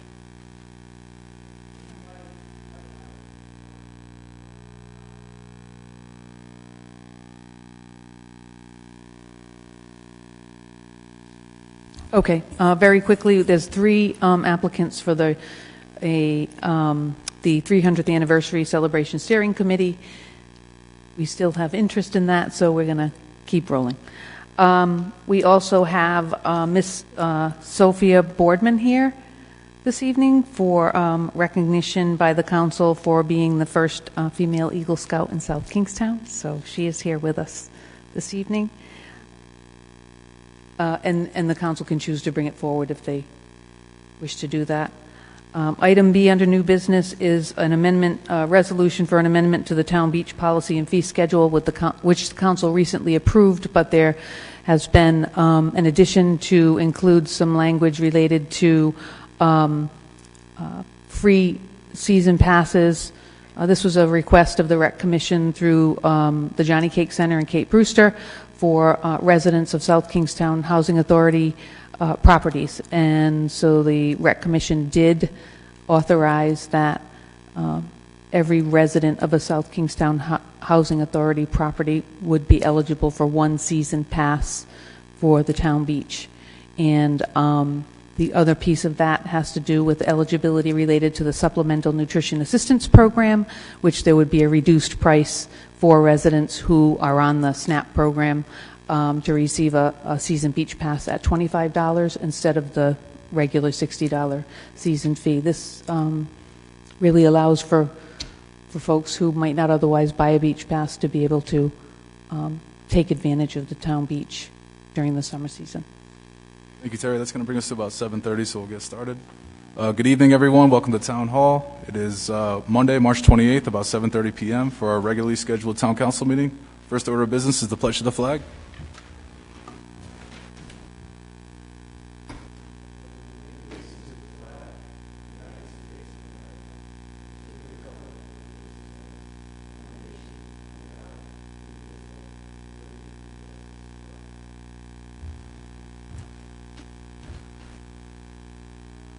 Next on the agenda is the land acknowledgement statement, which I will read. The town of South Kingstown pays homage to the indigenous people and land on which the town is now located. Let this acknowledgement serve as a reminder of our ongoing efforts to recognize, honor, reconcile, and partner with the Narragansett tribe whose land and water we benefit from today. Next is the roll call. If you could, Susan. Council President McEntee? Here. Vice President Collins? Here. Councilwoman Bergner? Here. Councilwoman Kelso? Here. Councilwoman Rose? Here. All members are present. All right, and we're going to bring up new business item 12A to deal with that now. That is a resolution adopting a proclamation recognizing Sophia Boardman for attaining the Eagle Scout Award as follows. Sophia Boardman. Whereas Sophia Boardman, a South Kingstown High School junior, has devoted her time and her energy to complete the requirements of and participate in such a worthwhile organization as the Scouts BSA. And whereas she is the first female in Southern Rhode Island to attain the rank of Eagle Scout by passing all rank advancements, completing the required number of merit badges, demonstrating leadership in her troop, and completing a service project benefiting the community. And whereas her Eagle project benefited the South Kingstown Land Trust, she built small box wood shelters for ducks and installed them at Yagu Pond, Cedar Swamp, and Rosebrook, allowing the ducks to safely nest. And whereas this accomplishment of becoming an Eagle Scout brings pride to herself and honor to her Kingston Troop Number 2, her family, and to her community. May this be a preview of her future dedication to a purpose and service to pursue until she attains the goal that she is seeking.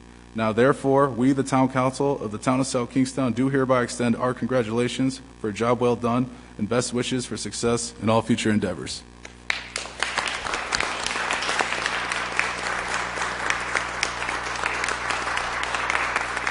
Congratulations.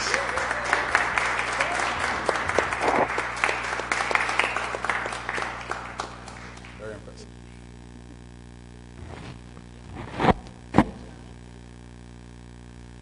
Motion to approve item 12A.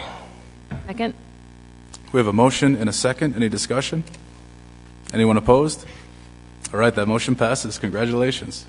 I was going to ask if she wanted to say anything.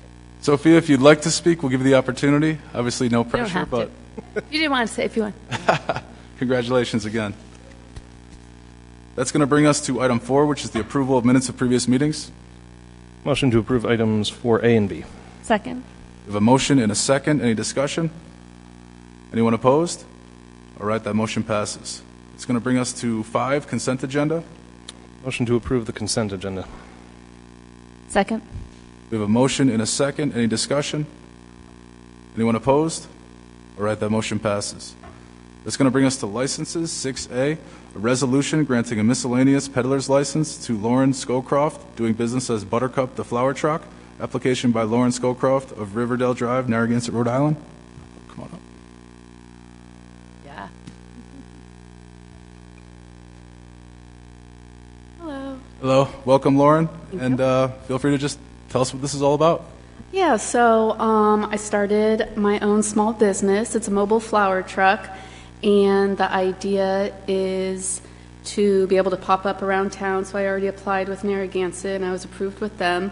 And I'm basically providing like an experience for my customers, so they come up to the truck, and I'll have a variety of flowers. So probably between 20 and 25 different types of flowers, and everything's sold by the stem. And so customers can build bouquets for themselves, so as small or as large as they would like. So it's a little different than, going to the grocery store to buy a bouquet that's already made. It's kind of like an experience. You might see the truck downtown. It's a really cool truck. It's a 1974 VW pickup truck. So we kind of renovated it to, basically have like a flower bed in the back of the truck. So that's my idea. I'm also like available for events and stuff, weddings, baby showers, bridal showers. I'm doing a home show next weekend in Providence, so this is just kind of adding to the things that I'm going to be doing. Very nice. Any questions for Lauren? I have a question for Mike. So isn't there now a state application that carries from town to town for food trucks? It does not apply to this type of a... Right. As Susan was just saying, it only applies to food trucks, yes. I was trying to save Doesn't you apply from having to to go to Charlestown and Westerly, because there is a state application for food trucks. So, So I'm hoping to do Narragansett, South Kingstown, and North Kingstown. I have a question. So would the license allow someone to, say, go to the high school musical performances, go to graduation, or is it are there limits to where the truck can go, or can the truck go everywhere? I'm trying to build your business to think like, could she be at graduation at wherever it is? Maybe you've talked to our police department, but there are areas... Yeah, there's restrictions. There are restrictions. Okay. And timing, too. So, like, I mean, I don't know exactly for South Kingstown, but he told me, like, the major intersections that I can't go to, but, like, in Narragansett, you can only operate for, like, 4 hours a day. So I couldn't, park somewhere for, like, 8 hours all day. Right.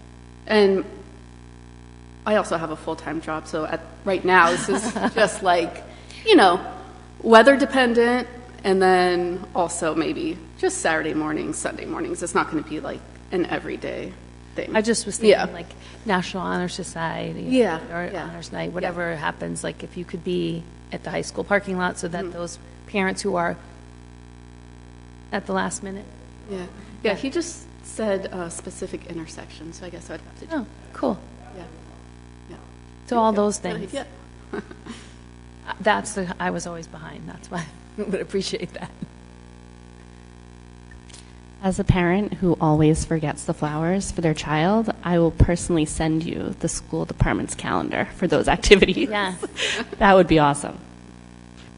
And I just want to add there, and Susan and I were just talking, is that do check first, because I don't think private vendors can be actually on the school property. Right.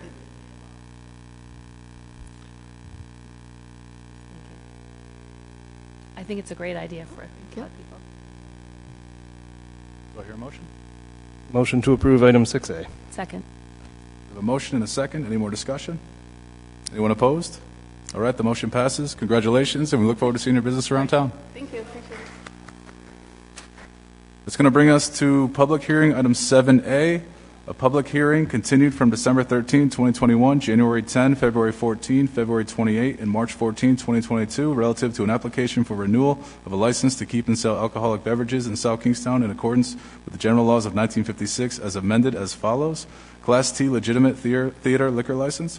Application for renewal of a Class T legitimate theater liquor license by South County Center for the Arts doing business as Courthouse Center for the Arts of Kingstown Road, West Kingston, by Marianne Almonte, Executive Director, for the first and second floor of the building, in accordance with the special use permit granted by the Zoning Board of Review on November 28, 2012, and is further defined in a site plan on file in the Town Clerk's Office. Said license is contingent upon the issuance of a certificate of good standing from the Rhode Island Division of Taxation, filing of a certificate of insurance evidencing required liability coverage, compliance with all town ordinances and regulations, payment of any municipal taxes and user fees and arrears to the town, and the correction of any fire code violations. Marianne, it's good to see you here, and I understand that you may have everything that you needed, so. I'm having fun at these, though. I'll come back again. Yeah, I think we have everything. I just handed the insurance certificate down the line. Excellent. Yeah. So Susan, Mike, at this point, we have everything that was outstanding from the applicant? Right, and you will approve the motion that has that contingency in there, because there's still some fees that have to be paid, but she's gotten over that major hurdle. Yeah. I've got the checks with me now. Before you do that, obviously it is a public hearing. Yep. Any questions, Dan? for Marianne, while we have her here? All right, Marianne, well, this is a public hearing, so we would like to ask if anyone would like to speak on the item. Feel free to come up. Just identify yourself. Seeing no one, do I hear a motion to close the public hearing? We have a motion and a second. Any discussion? Anyone opposed? All right, that motion passes. Motion to approve item 7A. Second. Woohoo. A motion, a second. Any discussion? So, Anyone? with all the caveats that the, like, That's included. It's included right in 7A. okay, sorry. Motion to approve. Anyone opposed? All right, that passes. Congratulations, Marianne. We're going to miss your presence at these meetings, though. I'll be back. You can come anytime. Be back to stir it up. Thank you very much. But you still haven't come to a show, and I've been coming to these meetings for months now. Very disappointed. Well, now you can I know serve you're all liquor, going right? to Get a drink, so And- now we're... Now we're coming, Marianne. Now we're coming. I don't think it's legal, but I'll pay for a drink for you because I can't give it to you for free because we have to pay that $12.72 every 3 months in tax. I am happy to support the cause. Good luck. Come on in. Please do. We'd love to see you there, and thank you for being so patient through all of this. I got it done in one day. Thank you. State Department. I couldn't believe it. They were all wonderful, and they made me cry. They waived my fees for certificates and licenses right there on the spot. Started crying my little Italian happy cry. It was wonderful. Anyway, thank you. Maybe you can learn from that and waive my fees, too. Thank you. Thank you. That's going to bring us to communications. Item 8C, an email dated March 10, 2022 from Amy Weinrich, Town Clerk, concerning a resolution adopted February 28, 2022 by the Charlestown Town Council requesting the General Assembly to enact statutes, rules, and regulations relative to controlling blasting. Motion to place item 8C on file. Second. We have a motion and a second. Any discussion? Anyone opposed? All right, that motion passes. It's going to bring us to item D, which is a resolution adopted March 10, 2022 by the Pawtucket City Council in support of House Bill 2022 H7427, an act relating to health and safety requiring the division of vital records to ensure vital records are accessible to local registrars and grant local registrars the authority to issue certified copies of certificates and records prior to records being transferred to the state archives. I'd like to make a motion in support of item 8D, endorsing that resolution. Second. We have a motion and a second. Any discussion? Anyone opposed? All right, that motion passes. It's going to bring us to item G, which is an email dated March 14, 2022 from Donna David concerning real estate tax late fees. Mike, do you just kind of want to walk us through the law surrounding this and sort of the inability of us to... So by statute, you are not able to forgive these fees and this interest, and that is done purposely throughout the state. Your ability to tax actually comes through state law, and that's because there is a full fair appraisal process that is used to value real estate, and it has to be 100% of that value. And then when you don't pay the taxes on time, state law requires that interest be paid. Now, what the municipalities do have some leverage on is how much that interest rate is. So some municipalities are 12, 18%, some are less. You unfortunately cannot waive that. If this were in litigation, it would be a different story. Now, during COVID, by executive order, some of these deadlines were waived and pushed off, so to speak. And I think during the work session, Terry said that she would look into that to see if that was still in effect. At the time, we don't know that. So if you want to continue this matter to your next meeting, you could, or you can make a decision this evening. I'm just curious about how prevalent this is, because this is not the person that sent me an email about it. So, and I know others who have paid a late fee, and you know it's a large late. I think it was over $240. So, could you maybe just look at from the start of COVID forward, like, and you can take some time to like tell us how prevalent and how much people pay in late fees, and whether We should be able to run a report that will show that. And then maybe we can continue it to the next meeting. I do feel that people may have very difficult circumstances. It doesn't mean that we would waive it, but it's really sad when people are like hung up in the hospital, and that's legitimately why they're not paying their bill. So I'd just like to know how prevalent during COVID, and I know during COVID, tax payments were extended and people could pay later and not pay a fine. And if at all, that ever went away, because I still think you have all those executive powers. Yes. No, I don't think for much longer, but yes, right now. That's correct. But Susan, what? It's not those executive orders all were multifaceted, and as those orders were continued by the governor, certain things dropped off. Okay.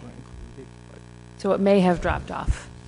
There was also specific orders for which the taxes were delayed by a month. Mm-hmm. The deadline was pushed back.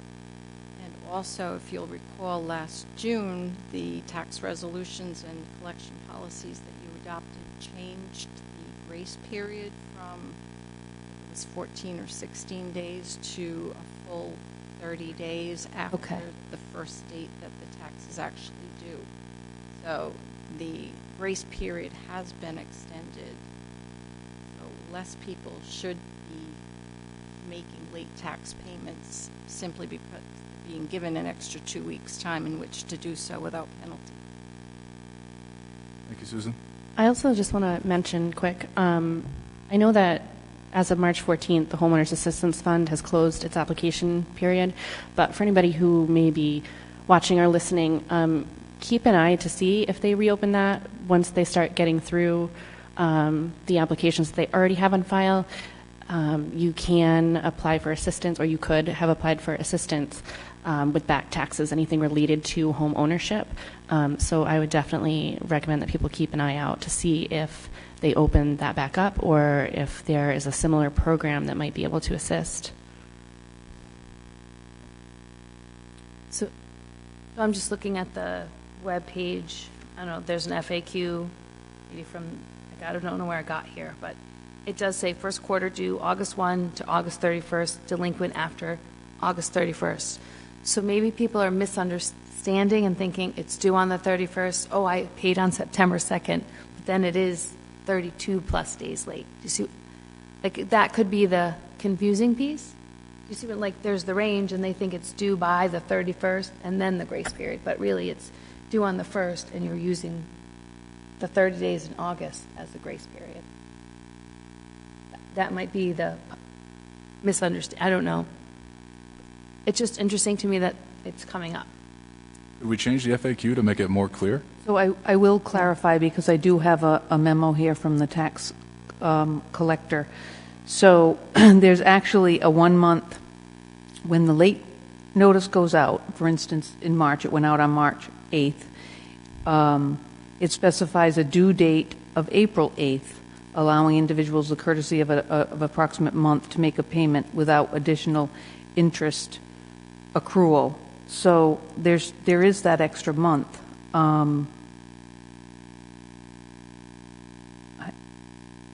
I guess that's the same thing. I was thinking there was an additional month available, but that's the grace period. Is the once the notice goes out, there's a month.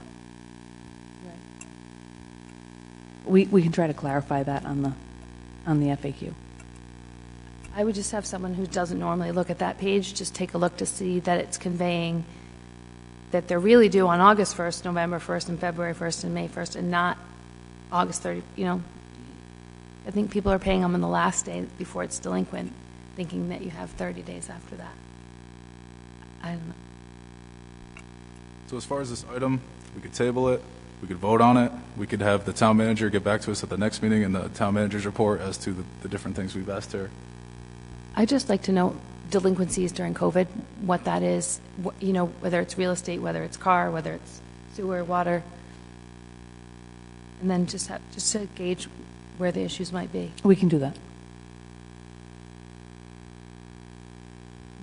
what do we? I will make a motion to continue 8G until the next meeting. Second. We have a motion and a second. Any more discussion? Anyone opposed? All right, the item is tabled till the next meeting.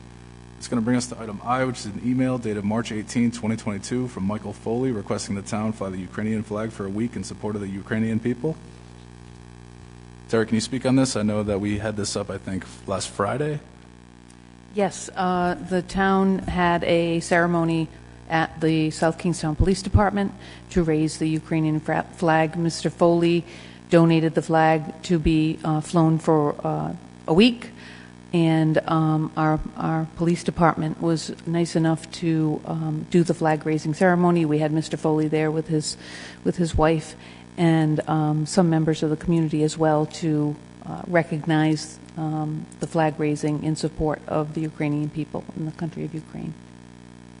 It'll fly for a week. It'll come down on Friday. So we thank Mr. Foley for his suggestion.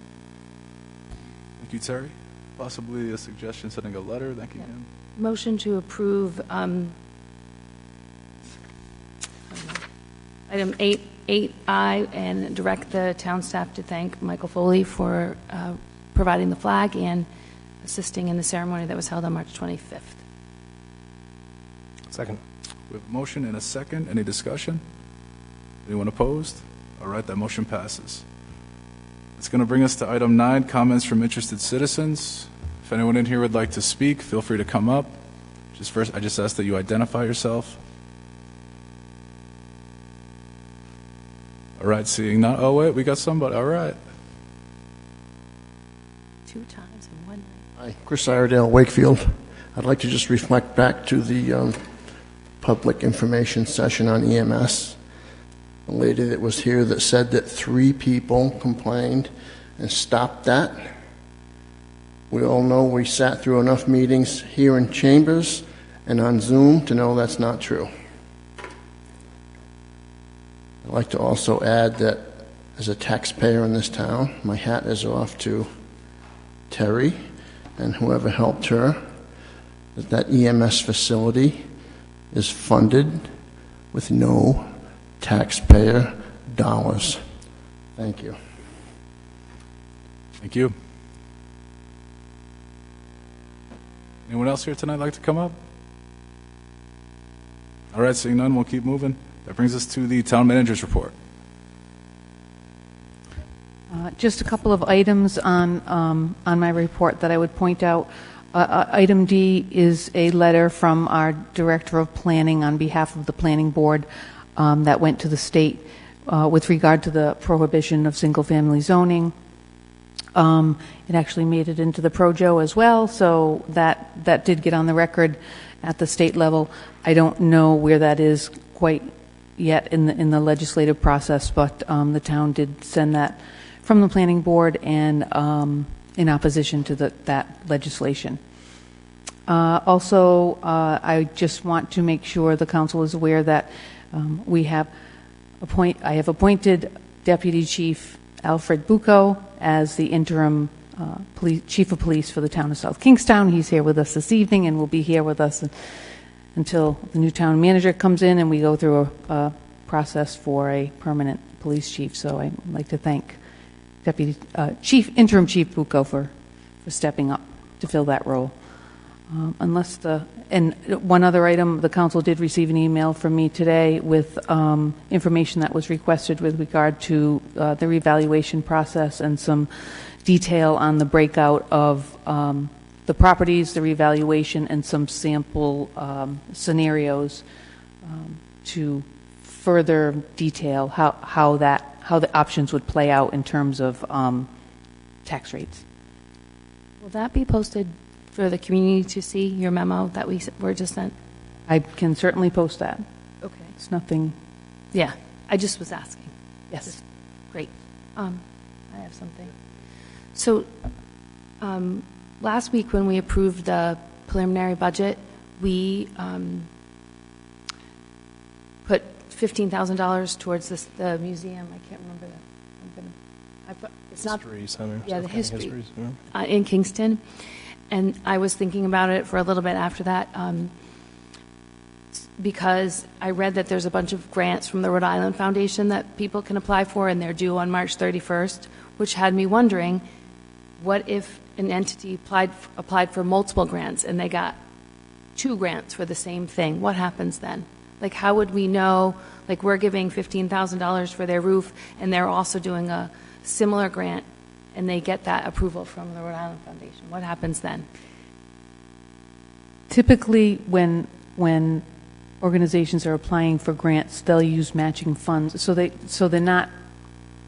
Now, we have no way of knowing if they're applying for the same amount of dollars, but in my experience, it's usually grant applications are such that they say, okay, what kind of skin in the game do you have? Are you having other matching funds, alternative dollars? There's not necessarily any way for us to know, except that many grant requirements require the recipient to report out on what they spent the money on. Right, but it's, if they get $15,000 from the town, and then they are lucky enough to get a $15,000 grant from the Rhode Island Foundation, they basically get twice. So I just was curious, because that had me thinking, there's no controls. Like, we could be giving them money, and they could get, anyone could get other grants, and then what happens? Yeah. Does anyone know? A good question. Fortunate enough to have more than they need for that specific project, I think, and can use the funds for the next item on their, to-do list. I mean, they do have to report out how they use the funds, right? That is part of being a nonprofit. You have to do that. So we could go back and check, and then if you felt, I guess if we felt we were being hoodwinked, right, that we could, the next time they came before us, say this happened. But I think in the grand scheme of things, it's not something we need to be terribly concerned about. Just because those grants were available and they're closing on the 31st, it came through on the patch. I just was curious. My other question, because it's a museum and it's in South Kingstown, could we ask the museum to put passes at the library so that residents could maybe go for free so that they could use the museum? Just a thought, because we are giving them money and supporting them, and that then our own residents would benefit from attending. Is that something we've ever done? To my knowledge, no, but there's nothing to stop the town from asking. They don't have to. I guess I would say, do you want to start putting attachments onto granting funds? But we have relationships with all of these organizations, and typically they're quite appreciative, and in some way we'll find a way to give back. I guess because of the things that are happening, the beach policy, that it just increases access. We're giving them $15,000. We could say, could we have 2 passes that you can check out from the library? I mean, I used to do it with the zoo or whatever, Mystic. So just was trying to think of. Yeah, no, I think that we could absolutely do that. Taxpayer money, and it's just coming back to the community.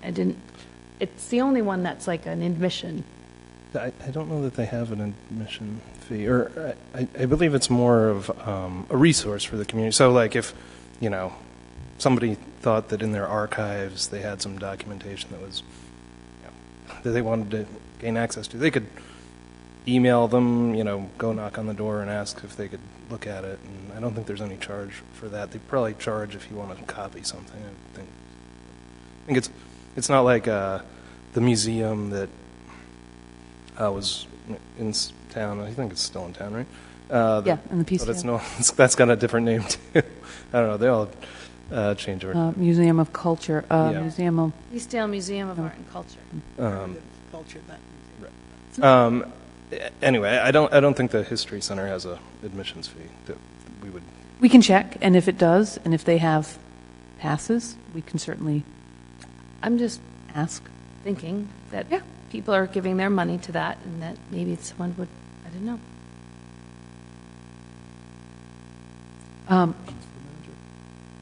Sorry. Oh, go ahead, Terry. No, I just wanted to say, unless there's anything else, I'm good with the manager's report. All right, that's going to move us to 11 appointments. I think we have 3 new appointments for the 300th Anniversary Celebration Steering Committee. Make a resolution appointing Margaret Carlson, Aidan Hurley, and Christine Foisey to the 300th Anniversary Steering Committee. Second. We have a motion and a second. Any discussion? Anyone opposed? All right, that motion passes. It's going to bring us to new business, item B, which is a resolution authorizing an amendment to the town beach policy and fee schedule for the 2022 season, as further described in a memorandum from the interim director of Parks and Recreation to the interim town manager, dated March 22, 2022. Terry, if you just kind of want to walk us through this? Sure. As Rex Eberly had stated in his memo, the director of the Johnny Cake Center, Kate Brewster, had reached out to the Recreation Department and the Rec Commission requesting consideration for either no fee or reduced fees for residents of South Kingstown Housing Authority properties or families who participate in the Supplemental Nutrition Assistance Program.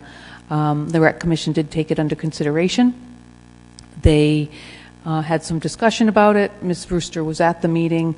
They thought it was a good idea to be able to offer access to the town beach to the families that may not have the opportunity to purchase a beach pass for their vehicles. So they did establish or are recommending that there be a no fee per residence of the South Kingstown Housing Authority properties for a season beach pass, and then to do a reduced fee of $25 for a season beach pass for families who participate in the state Supplemental Nutrition Assistance Program, otherwise known as SNAP. And so that's what's before you this evening, is to add those 2 items to the fee structure for the beach pass sales. Motion to approve item 12B. Second. A motion and a second. Any discussion? Anyone opposed? All right, that motion passes. It's going to bring us to 12C, which is a resolution. The school building committee established by council appointments on June 25, 2018 be dissolved, as further described in a memorandum from the town solicitor to the town council dated March 24, 2022. Mike, if you just want to talk about this briefly. Sure. So although this committee has obviously finished its work since the bond issue failed, it still exists. It needs to be formally dissolved. That's the motion that's before you this evening. I am told by counsel for the school committee that there may be a request coming to establish a new one, all the more reason to dissolve this one. Motion to approve item 12B. C. Sorry. Second. We have a motion and a second. Any discussion? Anyone opposed? All right, that motion passes. It's going to bring us to item D, which is a resolution approving an amended employment agreement extending the temporary town manager employment contract to May 1, 2022, as further described in a memorandum from the town solicitor to the town council dated March 24, 2022. Motion to approve item 12D. Second. We have a motion and a second. Any discussion? Anyone opposed? All right, that motion passes. Motion to adjourn. Second. We have a motion and a second. Any discussion? We sure we want to get out this early? Anyone opposed? Myself. All right, that motion passes. Thank you, everyone. That's going to bring us to the end, and we'll see you next time.